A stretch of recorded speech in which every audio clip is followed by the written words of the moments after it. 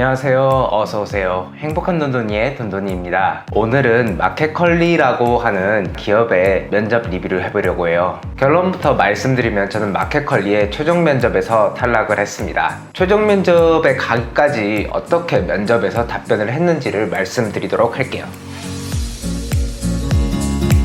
제가 지원했던 직무는 AMD라는 직무고요. 어시스턴트 머천다이저라고 보시면 되겠습니다. 그리고 뽑을 당시에 상품 카테고리가 따로 지정되어 있지 않았습니다. 하지만 제가 준비했던 커리어와 자소서 내용을 기반으로 봤을 때, 또한 제가 1차 면접에서 답변을 식품 위주로 했었는데 2차 면접까지 불린 걸로 봐서는 아무래도 제가 최종 합격을 했으면 식품 쪽으로 배정을 받지 않았을까라고 생각합니다. 우선 서류에서는 특별히 더 말씀은 드리지 않겠지만, 기본적으로 마켓컬리에 대해서 얼마나 관심이 있고 얼마나 찾아봤는지, 그리고 해당 서비스를 실제로 이용해 봤는지 아닌지를 위주로 잘 설명을 하려고 했었던 것 같아요. 면접은 신사역 근처였나요? 마켓컬리에 본사가 있는데 본사의 지하에 있는 라운지라고 해야 되는 곳에서 진행을 했습니다.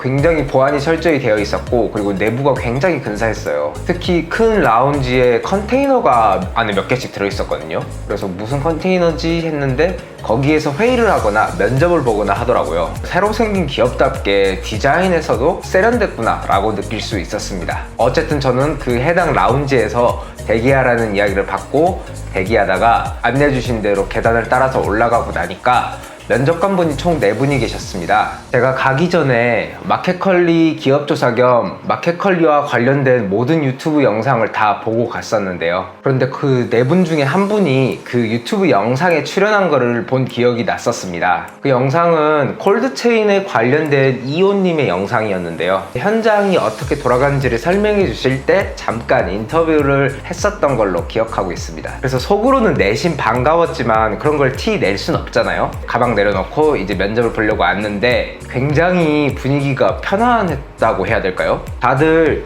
면접관답지 않게 정장을 입고 있지 않았고요. 셔츠는 입고 있었는데 약간 바지가 청바지 같았고 굉장히 캐주얼해 보였습니다. 하지만 저는 타이 없는 비즈니스 캐주얼 이렇게 입고 갔었거든요. 그래서 너무 비교되나? 라는 생각을 잠깐 하고 있었는데 면접관께서 더우시면은 자켓을 벗어도 된다 라고 하시길래 바로 자켓을 벗고 이렇게 흰색 셔츠만 입고 면접을 봤었습니다. 면접의 시작은 여느 면접처럼 자기소개로 시작을 했습니다. 한 가지 특이하면서도 좋았던 점은 여유를 갖고 천천히 자기에 대한 모든 소개를 한번 해보라고 하셨습니다. 제가 준비해갔던 말을 위주로 하고 거기에 조금 더 덧붙여서 제가 어릴 때부터 부모님과 함께 농사를 지어오면서 농산물에 굉장히 관심이 많았다라고 답변을 했습니다. 자기소개를 다 듣고 나니까 물어보셨던 질문이 MD와 AMD의 차이점을 물어보시더라고요. 자기소개 자체에서 MD 쪽으로 준비하고 있는 게 아닌가라는 느낌을 받으셨었나 봐요. MD는 머천다이저의 약자고 상품을 기획하거나 소싱하는 역할을 주도적으로 하는 직무라고 알고 있고, AMD는 MD가 필요한 다른 보조적인 작업들을 도와주는 역할을 한다고 알고 있습니다 라고 이렇게 답변을 했거든요. 무난하게 넘어갔던 것 같아요. 마켓컬리에 대한 관심을 표현하려고 노력을 했었는데요. 자소서에도 마켓컬리를 주제로 마케팅 관리란 수업에서 발표를 했던 일화를 소개했거든요. 그러면서 마켓컬리가 어떠한 포지셔닝으로 시장에 접근했었는지를 간략하게 자소서에 썼었습니다.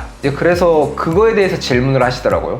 마케팅 관리에서 우리 마켓컬리를 소개했다는 게 어떤 식으로 했다는 거냐? 라는 질문이었습니다. 마켓컬리의 처음 포지셔닝이 워킹맘들이 장을 보러 가는 게 굉장히 불편하잖아요. 그리고 전날에 배송으로 만약 고기 같은 걸 시키면은 고기가 이제 한참 일하고 있을 오후에나 도착을 해서 신선식품임에도 불구하고 신선하지 않은 상태로 농산물을, 식자재를 받기 때문에 이러한 불편함을 해소하기 위해서 마켓컬리가 시작됐다 라는 점에 주목을 했었거든요. 그를 위해서 샛별배송이라는 특별한 서비스가 탄생하게 됐던 것들을 소개하면서 돈을 조금 더 주고서라도 지불할 의사가 있는 워킹맘 같은 그런 특정 고객을 타겟으로 한 게 처음에 성공에 있어서 주요했다 라는 점을 말씀드렸습니다. 이거에 대한 반응이 꽤 괜찮았던 것 같아요. 왜냐하면 우리 마켓컬리가 어떻게 시작을 하게 됐는지를 충분히 이해하고 있다는 점을 보여줄 수 있었잖아요. 또 이제 한 분께서 물어보셨던 질문이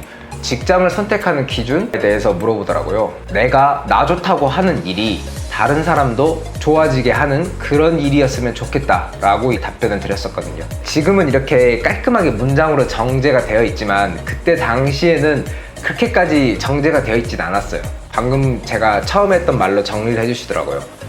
정말 감사하게 면접관께서 정리를 해주셔서 네 그렇습니다 라고 답변을 하고 넘어갔습니다. 마켓컬리 서비스에서 고쳐야 될 점에 대해서도 물어보시더라고요. 넌시는이란 말도 있잖아요. 거기에서 진짜 단점을 주구장창 이야기할 수도 없고, 그리고 마켓컬리가 크게 불편함이 있는 서비스가 아니었거든요. 마켓컬리를 써보면서 너무 식품 가짓수가 늘어나고 특히 공산품들이 많이 늘어나면서 진짜로 마켓컬리가 추천하는 MD의 픽이 어떤 건지 잘 이제 분간이 안 된다 라는 이야기를 했어요.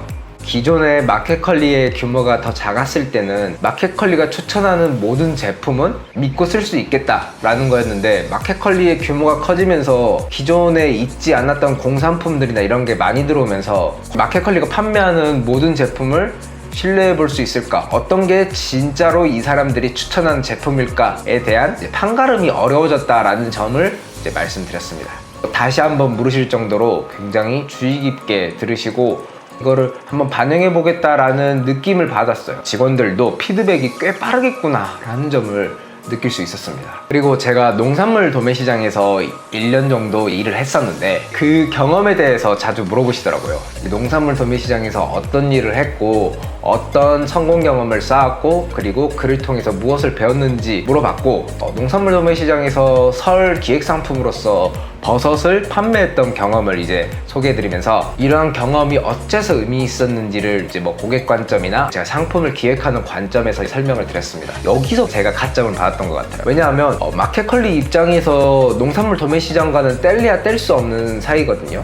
그런 의미에서 이미 농산물 도매 시장을 경험해 본 사람이 있으니 이 사람에 대한 평가가 좋아지는 게 당연하겠죠. 제가 아무래도 농산물이나 이런 쪽으로 계속 이야기를 하다 보니까 면접관께서 질문을 하나 하셨는데, 오케이, MD의 자질이 있다는 건 알겠다. 하지만 우리가 지금 AMD를 뽑고 있다.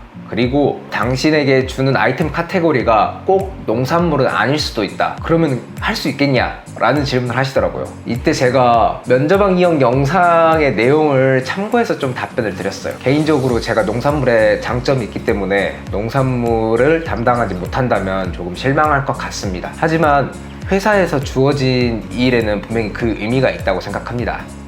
저는 그를 통해서 MD로서의 기본적인 소양을 쌓고 나중에 기회가 된다면 이제 농산물까지도 담당하게 되는 때가 오면 그때 더 열심히 할 수 있을 거라고 생각합니다. 저는 MD라는 직무 자체에 관심이 있고 잘 하고 싶은 거지 농산물과 같은 특정 아이템만을 추구하는 게 아닙니다 라고 답변을 드렸습니다. 그 밖에도 피터 드러커의 자기경영 노트를 이야기하면서 위임의 중요성, 그리고 목표를 위해서 공헌을 잘하는 중요성에 대해서 설명드리기도 하고요.